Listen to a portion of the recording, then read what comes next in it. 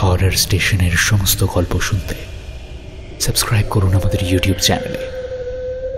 শুনতে থাকুন রাকা ব্যানার্জির কাহিনী মনের ভুলে।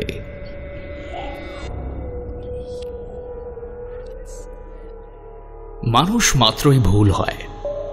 সে ভুলের অনেক ধরন, কিন্তু তাদের মধ্যে সবথেকে মারাত্মক হলো মনের ভুল। এই মনের ভুলে মানুষ কত কিছুই না করে বসে। কেউ মরা মানুষকে জ্যান্ত করে ফেলে, আবার কখনো কখনো জ্যান্ত মানুষটাকেও। যাক সেসব, মন অনেকটা টলমলে কাঁচা মাটির তালের মতো। সময়ের স্রোতে যেসব আঘাত পড়ে সেই মাটির বুকে, তার ছাপ থেকে যায় দীর্ঘদিনের অভিজ্ঞতার আঁচে পোড় খাওয়ার পরেও। আসুন দেখে নিই আজকের গল্পে কল্পনার মনেও কি কি ছাপ থেকে গেছে। শুরু হচ্ছে রাকা ব্যানার্জির কাহিনী মনের ভুলে।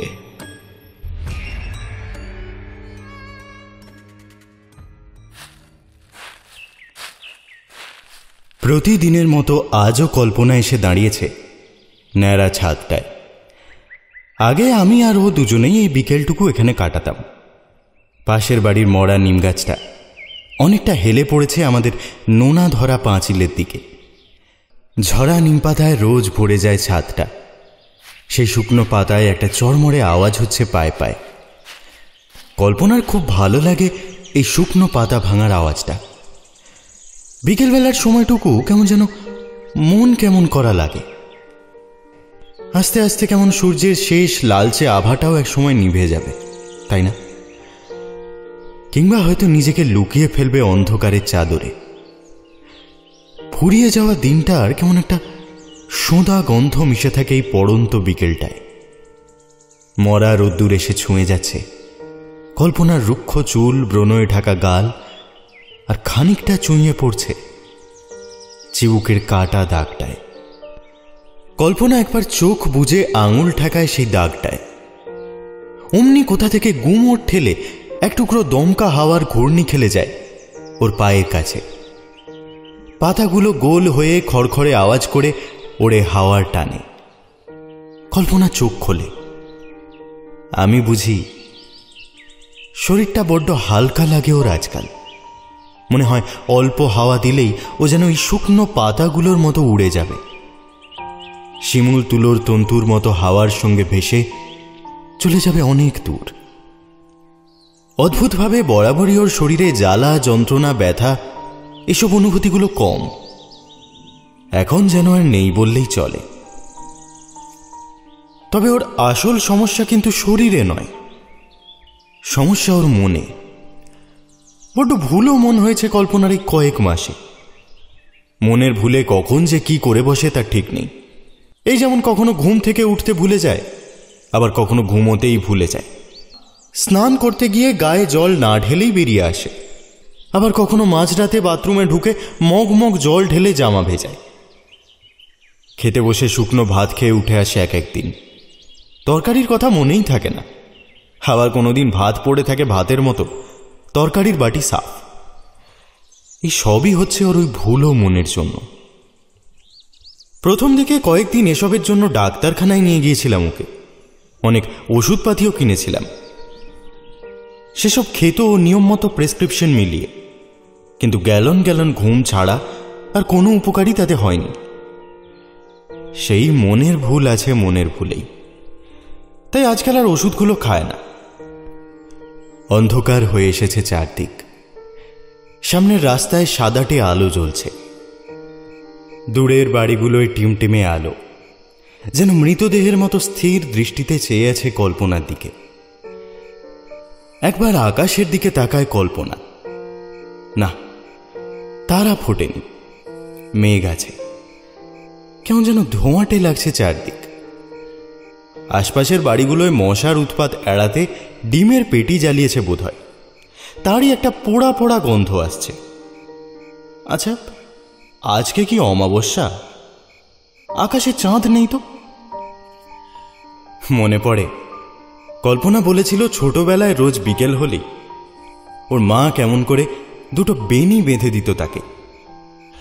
ও বিয়ের পরও নিয়ম করে দুটো বিনুনি বাঁধার অভ্যাসটা রেখেছিল।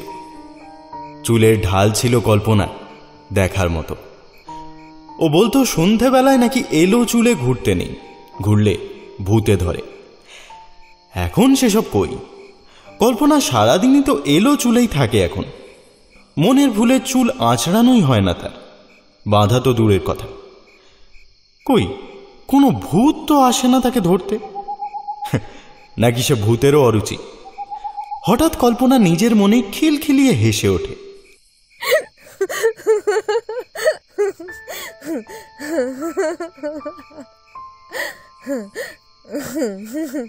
কি ভেবে হাসলো জানি না, ও অমনি কখনো কখনো নিজের মনে হাসে।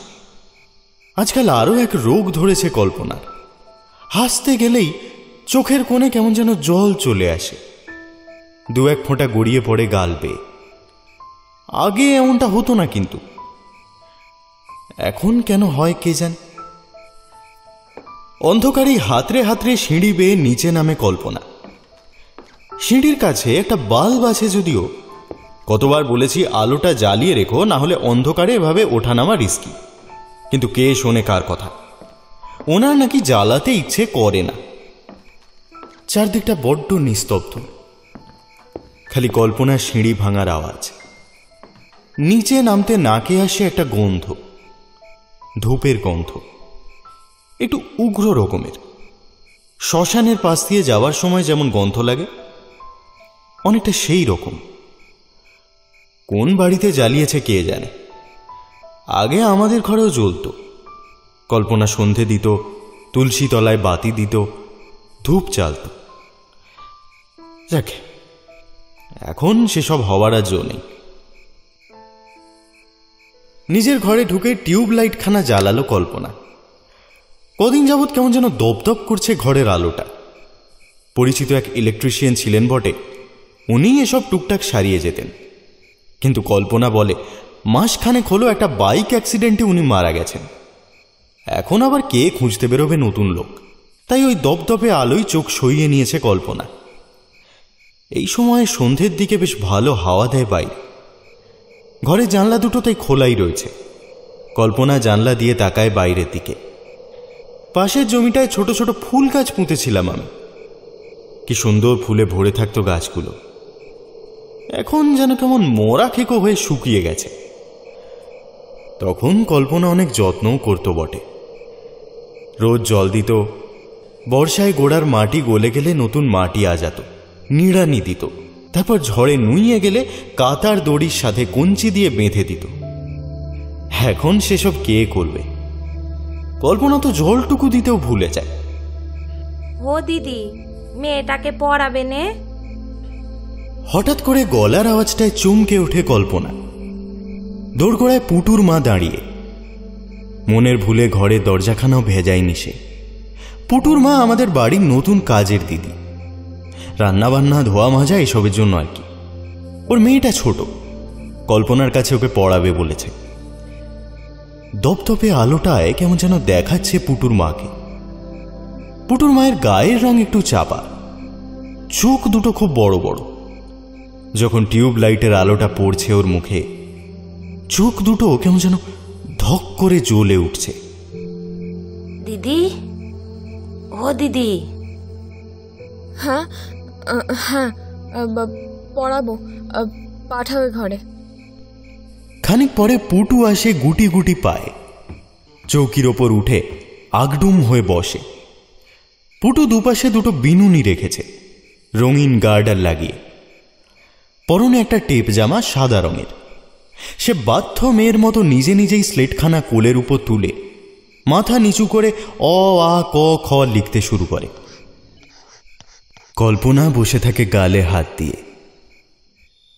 একটা রাস্তা, বড় রাস্তা, পিচ ফেলা। রাস্তার দুধারে জায়গায় জায়গায় বালি আর স্টোন চিপের স্তূপ। কটা কুকুর অগোছালোভাবে সুর তুলে কাঁদতে কাঁদতে গড়াগড়ি খাচ্ছে সেই বালির পাহাড়ে। কেউ কেউ বা লেজ গুটিয়ে ঘুমোচ্ছে অঘরে। রাস্তায় ল্যাম্পপোস্ট বেয়ে আলো পড়ছে, সাদাটে আলো। রাতের রাস্তাটাকে ফুল স্পিডে পিষে দিয়ে যাচ্ছে। কতগুলো মালবাহী গাড়ির চাকা।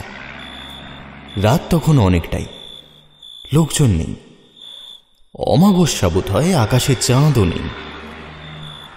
হঠাৎ রাস্তার পাশের একটা সরু অন্ধকার গলি বেয়ে বেরিয়ে আসছে একটা লোক, মাঝ বয়সী, রোগাটে চেহারা, পায়ে হাওয়াই চটি, গায়ে একটা ঘিয়ে রঙের ফতুয়া আর সাদা ধুতি, চোখে চশমা। খানিক অবিন্যস্তভাবে এলোমেলো দ্রুত পদক্ষেপে এগিয়ে যাচ্ছে সামনের দিকে, বারবার পিছু ফিরে দেখছে।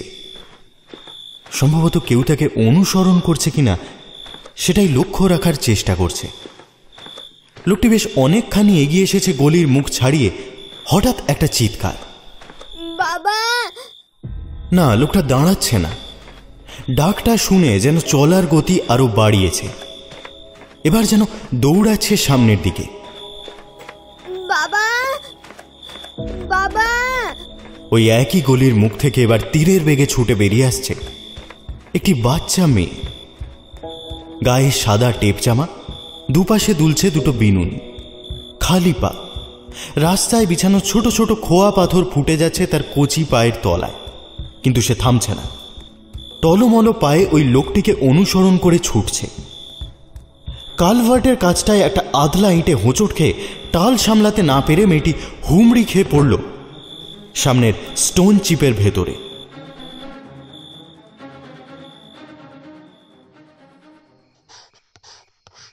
স্লেটে চক ঘষার খসখসে আওয়াজে ঘোর কাটে কল্পনার। এইরকম আওয়াজ কল্পনার অপছন্দ। যেমন নখে নখ ঘষা, ব্যাগের চেইন টানা, রান্নার কড়াইতে খুন্তির ঘষা লাগার আওয়াজ। এইসব আওয়াজগুলোই বড্ড অস্বস্তি হয় ওর, গা শিরশির করে কেমন যেন। পুটুর দিকে তাকিয়ে দেখে ততক্ষণে লেখা শেষ হয়ে গেছে পুটুর। উফ, চকগুলো ঘষে ঘষে নষ্ট করছিস কেন? ক্ষয়ে যাবে তো। এই কিরে? এবার পুটু আস্তে আস্তে মাথা তুলে কল্পনার দিকে তাকায়। টিউব লাইটের দপদপে আলোটা পড়ে পুটুর মুখে। চমকে ওঠে কল্পনা। পুটু ফোকলা দাঁতে হাসছে। ওর মুখটা কেমন যেন ফ্যাকাশে হয়ে গেছে। কপাল থেকে গড়িয়ে পড়ছে ফোঁটা ফোঁটা রক্ত। নাকের ডগাটা ছড়ে নুন ঝাল উঠে গেছে। চিবুকের কাছটায় গভীর হয়ে গর্ত, যেন তেকোনা মতো কিছু একটা ফুটে রয়েছে। চোখ দুটো কেমন যেন অদ্ভুত একটা যন্ত্রণা মাখা খয়েরি চাহনি দিয়ে মাপছে কল্পনাকে। সারা শরীর শিউরে ওঠে কল্পনা। দিমনি, তুমি লেখা দেখবে না? নীলচে শিরা ফুটে ওঠা ছোট ছোট দুটো হাতে পুটু স্লেটখানা তুলে ধরে কল্পনার চোখের সামনে। স্লেটে বাঁকা চোরা স্বরবর্ণ লেখা, কিন্তু কল্পনার চোখ স্লেটের কাঠের ফ্রেম বেয়ে ওপরে ওঠে। সেখান দিয়ে উঁকি মারছে পুটুর হাড় হিম করা সেই চাহনি।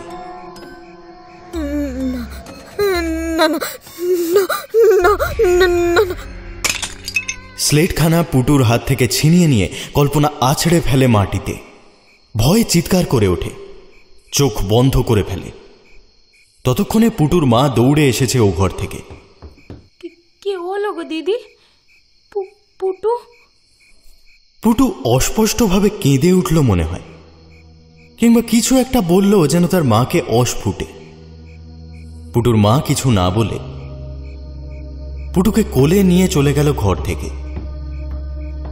কল্পনার কানের সামনে তখনও যেন ভাঙা রেকর্ডের মতো বেজে চলেছে সেই একটাই শব্দ, বাবা! হাত পা কাঁপছে, ঘামছে দরদরিয়ে। কল্পনা কোনো মতে বিছানা থেকে নেমে চোখে মুখে ঠান্ডা জলের ছিটে দেয়। মাথাটা কেমন যেন ঝিমঝিমিয়ে ওঠে কল্পনা। বোধহয় ঘুম পাচ্ছে ওর। রাতে কোনোদিনই ঘুম হয় না কল্পনার। ও অনেকভাবে চেষ্টা করেছে, আমিও করেছি ওকে ঘুম পাড়ানোর, কিন্তু লাভ হয়নি। আমি ঘুমিয়ে পড়লে ও জেগে বসে থাকত। হঠাৎ করে ঘুম ভাঙলে দেখতাম এক দৃষ্টে তাকিয়ে আছে আমার দিকে। বলতো ঘুমোতে কিসে যেন একটা ভয় করে ওর।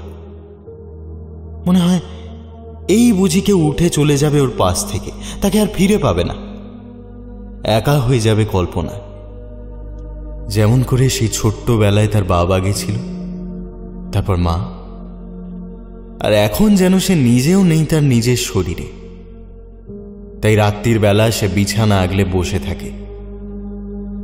কল্পনা দিনের বেলা ঘুমোয়, ঘুম থেকে উঠতেই ভুলে যায় মাঝে মাঝে। সারা দিন শুয়ে থাকতেই ভালো লাগে যেন ওর। খালি বিকেলটুকু ছাদে যায়, আর তারপর আবার নিচে নেমে এসে মনের ভুলে কত কিছুই যে করে ঠিক ঠিকানা নেই। একটা কেমন যেন আওয়াজ হচ্ছে, যেন মেঝেতে কিছু ঘষছে কেউ। কিসের আওয়াজ? কল্পনা পায়ে পায়ে বেরোয় ঘর থেকে। পুটুর মা ডাইনিং রুমে উবু হয়ে বসে নেতা টেনে টেনে ঘর মুছছে। ও তারই আওয়াজ। পুটু খেলছে এক পাশে, সাবানের ফেনা ওড়াচ্ছে। তারপর বুদবুদগুলো মেঝেতে পড়ার আগে ধরতে চেষ্টা করছে। ছোটবেলায় কল্পনাও কত খেলেছে এমন। হঠাৎ কল্পনার দিকে চোখ পড়তেই পুটু কেমন যেন থমকে গেল। চোখ দুটো বড় বড় করে তাকিয়ে রইল কল্পনার দিকে। তারপর ভয়ে ভয়ে মায়ের আঁচলের খুঁট ধরে টানতে লাগলো আনমনে। পুটুর চোখ মুখ এখন একদম স্বাভাবিক। তুমি বাড়ি যাওনি এখনো?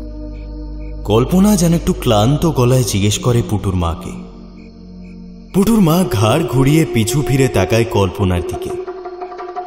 কপালে ফোটা ফোটা ঘাম, চোখ দুটো যেন ঠিকরে বেরিয়ে আসছে। কি বিকট সে চাহনি। খোলা মুখ থেকে জিভটা সামনের দিকে ঝুলে রয়েছে খানিকটা। নাকের ফুটোয় লেগে আছে রক্ত। মুখটা দেখে বুকটা ছ্যাঁত করে উঠল কল্পনা। কেমন যেন গা গুলিয়ে উঠল। মুখ চাপা দিয়ে কোনো রকমে সে ছুটে গেল বেসিনের দিকে। কি দিদি, কি হলো গো? আস্তে আস্তে, বমি করছো কেন? শরীর খারাপ করছে? আস্তে, তো কিছু খাওনি গো আজকে? আচ্ছা আচ্ছা, দাঁড়াও, একটু দিতে হতো দেখি আগে, তারপর না হয় ওষুধ পাতি। পুটুর মায়ের গলার স্বর আস্তে আস্তে অস্পষ্ট হয়ে এলো। চোখ দুটো যেন বুজে আসতে চাইছে কল্পনা। অনেকগুলো মৃত মুখ যেন ভেসে উঠছে একে একে। কল্পনা শুয়ে আছে বিছানায়। পুটুর মা চলে গেছে। কাল থেকে যে আর আসবে না এ বিষয়ে আমি নিশ্চিত। এই নিয়ে যে কত কাজের লোক এলো গেল, কল্পনা নিজেই নিজের মাথায় আঙুল দিয়ে বিলি কাটছে, আর অস্ফুট গলায় বলছে, বাবা, বাবা গো। কল্পনার মুখ দিয়ে এই শব্দ দুটোই বেরিয়ে আসছে বারংবার। কল্পনার মুখে শুনেছিলাম ওর বাবা অনেক ছোটবেলায় হারিয়ে গেছে। ওর বয়স তখন ওই 9 কি 10 হবে। ও বলেছিল ওর মা বাবার মধ্যে প্রায় কি নিয়ে যেন ঝগড়া হতো। ওর তখন খুব ভয় করত, কান্না পেত, পর্দার আড়ালে লুকিয়ে পড়ত। তখন একদিন তেমনি খুব অশান্তি হয় মাঝরাতে। তারপর যখন ওরা ঘুমোচ্ছে তখন ওর বাবা বাড়ি ছেড়ে বেরিয়ে যান। কল্পনার ঘুম ভেঙে যায় দরজা খোলার আওয়াজে। তারপর বিছানা হাতড়ে বাবাকে না পেয়ে খালি পায়ে দৌড়ায় বাবাকে ডাকতে। তখনই রাস্তায় একটা অ্যাক্সিডেন্ট হয়। মাথায় নাকি খুব চোট লেগেছিল কল্পনার, কিন্তু ওর বাবা আর ফেরেনি। তারপর থেকে কোনো খোঁজও পায়নি ওরা। সেই রাতের পর থেকেই রাতে ঘুমোতে ভয় পেত কল্পনা। কল্পনার খুব কষ্ট হতো, চোখ জ্বলত, ঘাড় মাথা যন্ত্রণার চোটে ছিঁড়ে যেত, কিন্তু একটাই ভয় করত, যদি মনের ভুলে ঘুমিয়ে পড়লে ওর মাও একইভাবে হারিয়ে যায়, ও তো একা হয়ে যাবে তবে। তাই প্রাণপণ চেষ্টা করত চোখ খোলা রাখতে সারা রাত। সেদিনের পরবর্তী 1 মাসের মধ্যেই ওর মাও মারা যান। ভীষণ অস্বাভাবিকভাবে ঘুমন্ত অবস্থায় দম আটকে মারা গেছিলেন। ওনার মৃত্যুর সঠিক ব্যাখ্যা কল্পনা আমায় দিতে পারেনি। সে উত্তর যদিও আমি কোনোদিনই খুঁজে পেতাম না, যদি না ওর সঙ্গে আমার বিয়েটা হতো। কল্পনা রাত হলেই অদ্ভুত একটা আচরণ করত, নিরুত্তাপ, উদাসীন, একদম শান্ত প্রকৃতির। এই শান্তি আর 5টা চুপচাপ সাধারণ মেয়ের মতো নয়, কিন্তু এ যেন মৃত্যুর পরবর্তী নিস্তব্ধতা। ওকে ডাক্তার দেখিয়েছি যতবার, ডাক্তার বলেছেন ও নাকি এক বিরল মানসিক রোগের শিকার, কোটেড সিনড্রোম, যেখানে রোগীর মনে হয় সে মৃত। শুধু সেই মৃত না, আশেপাশের প্রত্যেকটি জীবিত বা জড় বস্তু কোনোভাবে মৃত্যুর সঙ্গে সম্পর্কিত। ঘুমের ওষুধ দিয়েছেন প্রচুর, কিন্তু খুব অদ্ভুতভাবে ওর রাতের ঘুম কিছুতেই আসত না। সারা রাত আমায় নজরে রাখত। যখনই উঠতাম দেখতাম আমার পাশে জেগে বসে রয়েছে। জিজ্ঞেস করতাম, কি গো, এখনো জেগে? ওষুধটা খেয়েছিলে রাতে? হ্যাঁ, ও ওষুধে আমার কিছু হবে না, রাতে আমার ঘুম আসবে না। তারপর একদিন হঠাৎ ঘুম ভেঙেছে, চোখ খুলে দেখি কই পাশে তো কল্পনা নেই। অবাক হয়ে ওপরের দিকে তাকাতেই চমকে উঠলাম। আমার মাথার গোড়ায় উবু হয়ে বসে সামনের দিকে ঝুঁকে কল্পনা অদ্ভুতভাবে তাকিয়ে আছে আমার দিকে। এলো চুলগুলো মুখের ওপর ছড়িয়ে পড়েছে, চোখ দুটোয় অদ্ভুত একটা চাউনি, ঠোঁটের ভাঁজে এক চিলতে নির্মম হাসি। আমি কিছু বুঝে ওঠার আগেই ওর মাথার বালিশটা দুহাতে শক্ত করে খামচে ধরে চেপে ধরলো আমার নাকে মুখে। ওর শরীরে এরকম আসরিক শক্তি থাকতে পারে তা আমার কল্পনাতীত ছিল। বার কয়েক কাটা ছাগলের মতো ধর্মড়িয়ে উঠল আমার শরীর, তারপর এলিয়ে গেল। সম্ভবত আমার মুখটাও হুবহু কল্পনার মৃত মায়ের মুখের মতোই লেগেছিল। তারপর আমার নিথর শরীরটা টেনে নিয়ে গিয়ে বাড়ির পেছনের ওই ফুল গাছ লাগানো জমিটায় পুঁতে দিয়েছিল। আসলে ও শান্তি চেয়েছিল। ছোটবেলা থেকেই এক হারিয়ে ফেলার অনিশ্চয়তা থেকে মুক্তি চেয়েছিল। জীবিত মানুষের শরীর আগলে রাখার চেয়ে মৃত মানুষের স্মৃতিকে আগলানো বোধহয় অনেক বেশি সহজ বলে মনে হয়েছিল কল্পনার। কল্পনা আবারও উঠে বসেছে বিছানার ওপর, যথারীতি চোখে ঘুম নেই। রাত হলেই ওর ঘুম উবে যায় কর্পূরের মতো। পায়ের বালিশটার ওপরে নিজের মাথার বালিশখানা দুহাত দিয়ে চেপে ধরেছে একই ভঙ্গিতে, মুখে সেই পৈশাচিক হাসি। শেষে মনের ভুলে পায়ের বালিশটাকেও বোধহয়